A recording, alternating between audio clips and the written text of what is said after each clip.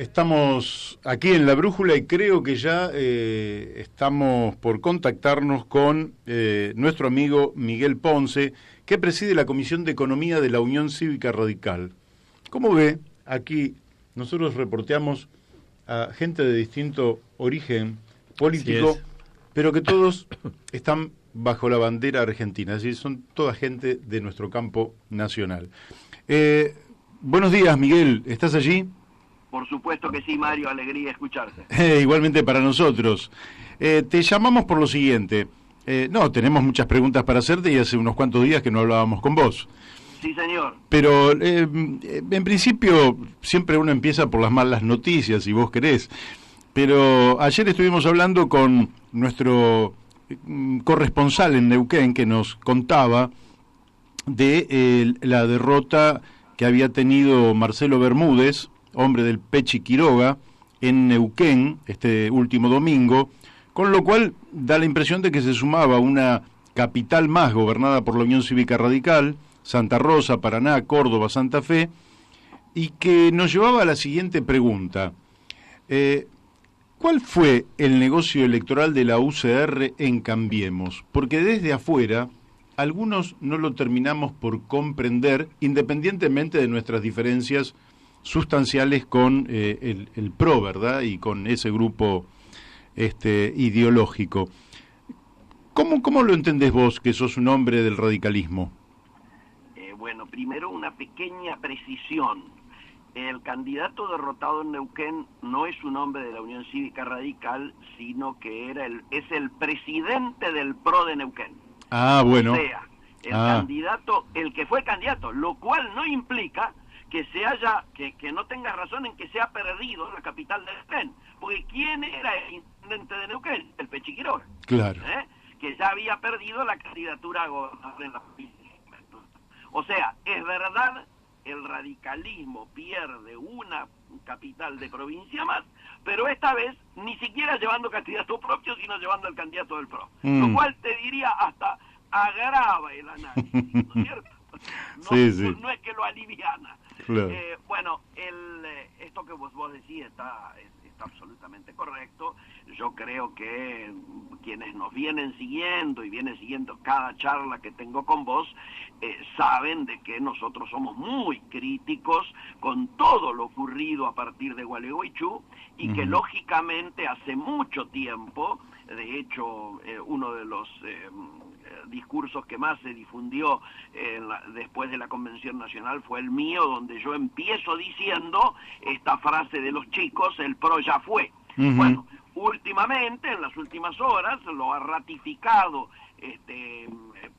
Casela con un artículo que en Clarín explicaba explícitamente UCR PRO, una sociedad finalizada o algo por el estilo, era el título, no me acuerdo. Sí. Y ratificado en las últimas horas por el presidente de la Convención Nacional, que explícitamente llama a los radicales a no votar a Mauricio Macri. Es decir, los pasos se vienen dando de manera tal de que todo indicaría que el día 6 de diciembre o el 13 de diciembre, cuando finalmente se realice el plenario del Comité Nacional para elegir a la nueva conducción, este humor se verá reflejado. Nosotros venimos trabajando y recorriendo el país, viendo todo lo que está ocurriendo y las opiniones de la dirigencia del interior del país, y lógicamente crece los niveles de bronca y las necesidades de cambio, de recuperación de identidades y sobre todo de poder tomar una política autónoma de lo que ha sido hasta el momento Cambiemos o como lo quieras llamar. Nosotros estamos muy en claro de que tenemos que tener un cuidado muy particular en estos momentos, ser muy, muy prudentes. ¿Por qué?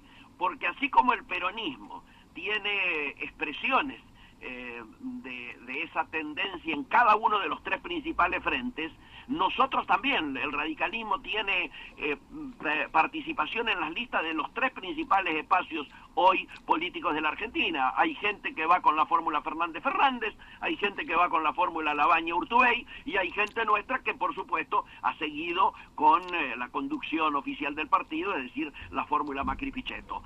Tenemos candidaturas en los tres, gente que inclusive va a trabajar o trabaja ya en consonancia nuestra, con consonancia con el Movimiento Nacional por la Democracia Social, y las contamos en los tres espacios, porque lógicamente esta falta de identidad y de una conducción única y una estrategia nacional que nos, contemple y contenga a todos, ha generado esta diáspora, ¿no es cierto?, donde vos encontrás radicales dentro de estos tres espacios y aún por fuera de ellos. Quiero decirte, claro, en algunas provincias tenemos agrupaciones que van por fuera de todos estos espacios de manera independiente.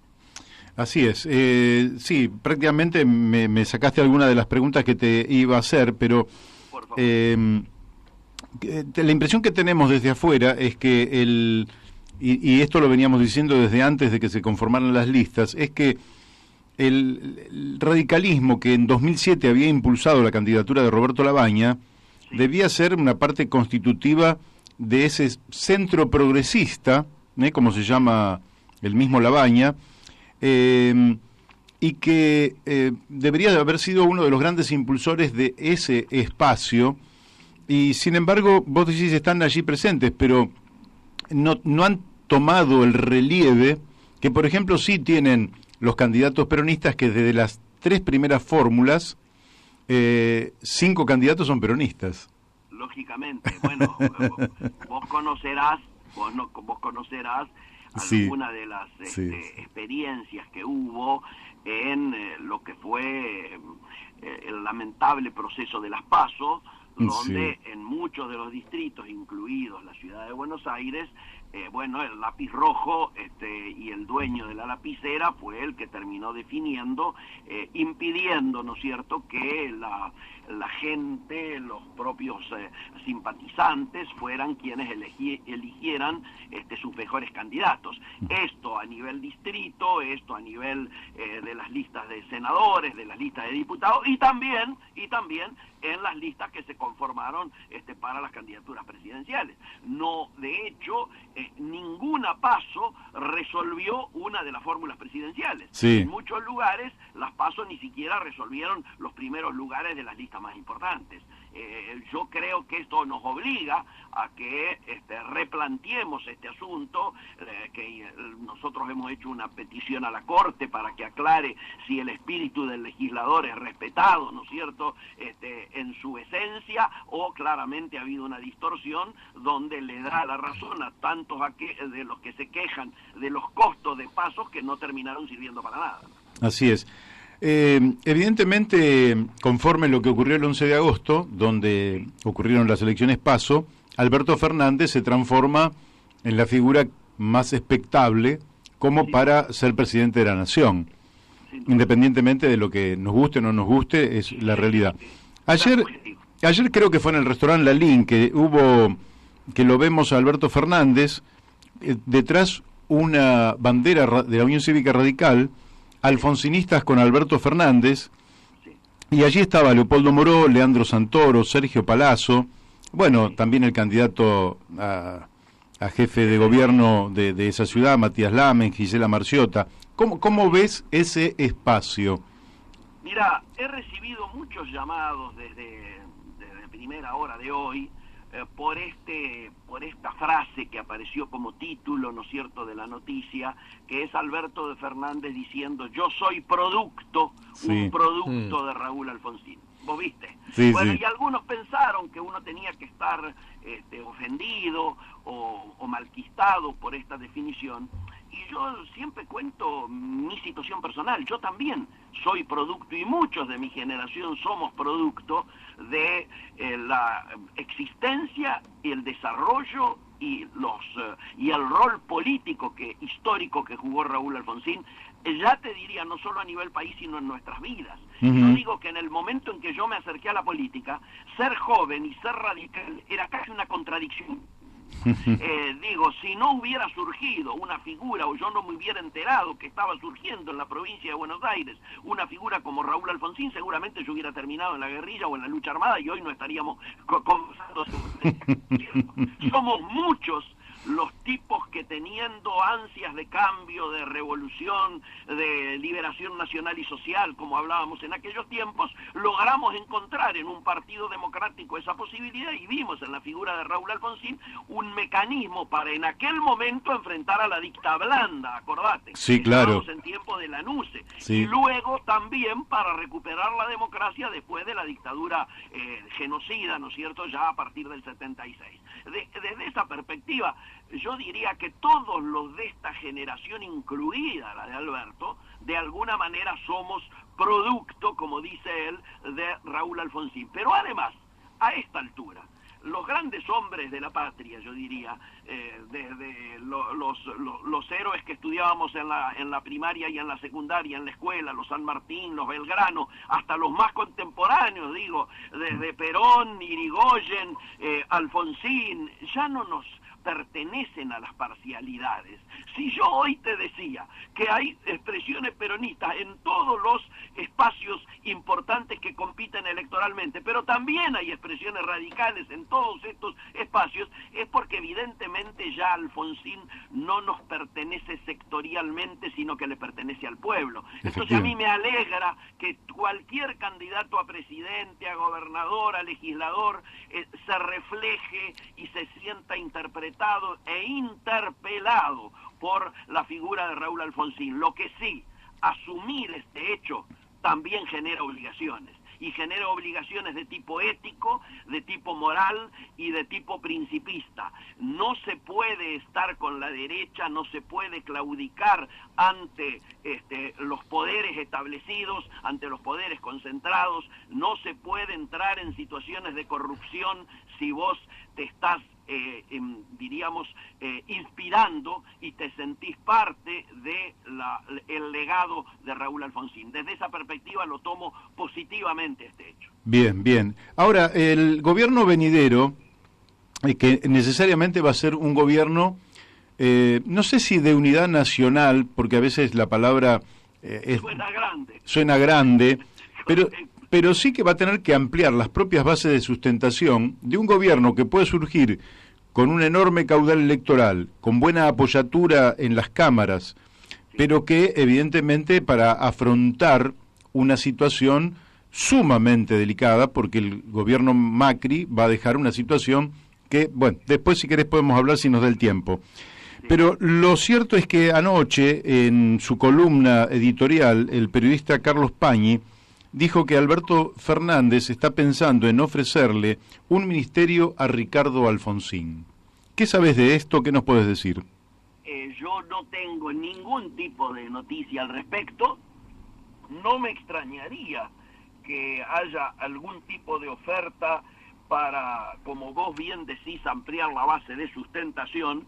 Creo que es una necesidad a esta altura generada porque me parece que más que el amor nos va a unir el espanto, porque cualquiera sea el gobierno que ganara a partir o asumiera a partir del 10 de diciembre, tiene en claro que los peligros que hay por delante, que pueden ir desde un default hasta una explosión social, digo por dar ejemplo y sin dramatizarlo, va a requerir claramente que un proceso de comenzar a cerrar la grieta por un lado y generar consensos que permitan políticas de Estado a largo plazo, que puedan institucionalizarse inclusive a través de algo que varios de los candidatos ya lo vienen explicitando, como es un Consejo Económico y Social, cuyos, proyectos duermen en el Parlamento desde los tiempos en que el primero de ellos lo presentó el senador Lozada, que ya está muerto, luego lo tomó Federico Storani, lo han tomado Giustiniani, lo han tomado varios legisladores a lo largo del tiempo, que puede institucionalizarse por ley, ¿no es cierto?, del Congreso, claro, un Consejo Económico y Social. En esa perspectiva, a mí no me va a extrañar que cualquiera que realmente de buena fe se plantee superar la grieta o encontrar estas políticas de consenso que son imprescindibles, va a estar seguramente dispuesto a hacer las mayores y más amplias convocatorias posibles. Ahora, yo creo que hay que discutir muy bien el rol de la Unión Cívica Radical, porque ya venimos de pasar una etapa traumática y creo que me parece que es muy posible que el rol de la Unión Cívica Radical sea transformarse a lo mejor en la alternativa popular opositora que quede al gobierno que surja a partir del 10 de diciembre, que asuma a partir del 10 de diciembre. No estoy diciendo negarse de ninguna manera a ninguna convocatoria al respecto, sino todo lo contrario. El tema es desde qué lugar te posicionás. Si te posicionás sumándote e integrándote del estilo de lo que se hizo con el PRO, yo reconozco que estoy en desacuerdo. Si en cambio sos la alternativa responsable y que ocupás el rol que la gente te coloque en las elecciones y juegues ese rol, me parece que esto es lo responsable para los tiempos que vienen. Bien, vos sabés que lo hablábamos con el Topo Rodríguez porque también le preguntábamos y... Por Lavalle, claro. Claro, porque ¿cómo va a quedar eso? Si va a quedar, va a permanecer en el tiempo y va a quedar como alternativa. Yo creo que efectivamente, ojalá que sea muy bueno el gobierno de Alberto Fernández, pero todo gobierno democrático necesita que exista una alternativa. La impresión que tengo es que el PRO no queda como alternativa porque realmente va a entregar un país en condiciones muy lamentables.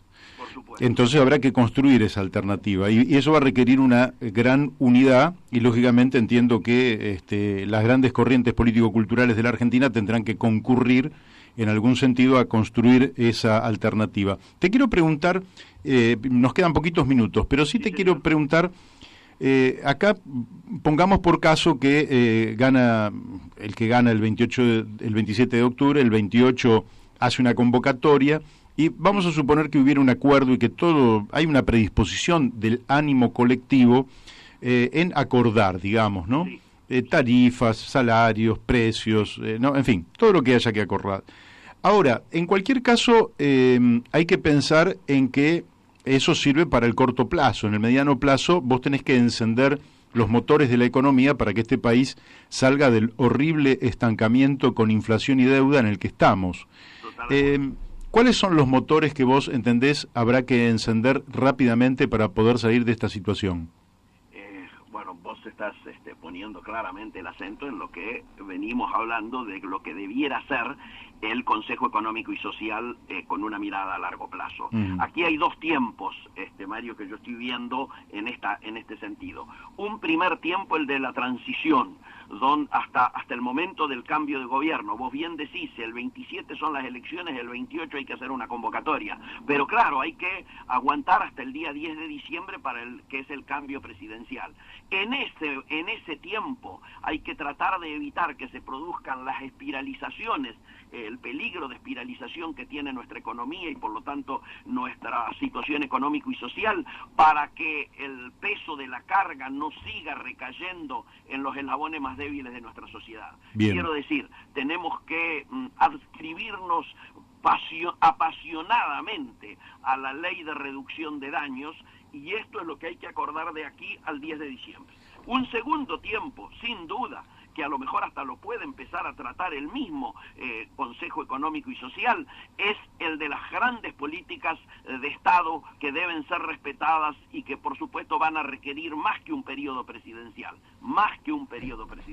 Y en este sentido sí me parece importante lo que vos decís. Obviamente el primer elemento es lograr una profunda reforma tributaria que ponga las cargas sobre aquellos que tienen mayor capacidad adquisitiva. Fundamentalmente un impuesto directamente a la propiedad, ¿no es cierto?, no a las ganancias, que a su vez implique poder levantar la tremenda presión impositiva que hoy tiene el trabajo, el empleo, las pymes, el salario, ¿no es cierto?, y el consumo. Esta ecuación, me parece, en una mirada de mediano y largo, tiene que estar de manera indiscutida. Y el segundo es lograr sentarse todos los sectores con esta mirada de unidad nacional a la que vos hacías referencia, para lograr replantear frente al Fondo Monetario Internacional cómo vamos a tratar este tema del endeudamiento. Es decir, conseguir tiempo y la posibilidad de un programa de crecimiento, porque sin crecimiento no existe la posibilidad alguna, no solo de desarrollar un proceso democrático que se consolide con grados de equidad crecientes, sino ni siquiera también generar los dólares genuinos, el saldo positivo de balanza comercial que permita comenzar a salir del brutal endeudamiento en el que nos encontramos en estos momentos. Bien, bueno, se nos ha ido el tiempo, Miguel, pero como siempre una claridad meridiana y bueno, y seguiremos en contacto más adelante. Desde ya que sí, un fuerte abrazo, Mario, mi alegría de estar nuevamente allí con el programa de ustedes y por supuesto siempre a disposición, vos lo sabés. Bien, bárbaro. Bueno, Miguel, un fuerte abrazo y hasta siempre. Hasta siempre, chau hermano. Chau. Bueno, hemos hablado con Miguel Ponce, ustedes vieron, siempre apasionado, siempre con mucha claridad. Es uno de los grandes hombres que tiene que utilizar esta democracia y esta economía argentina para poder salir a flote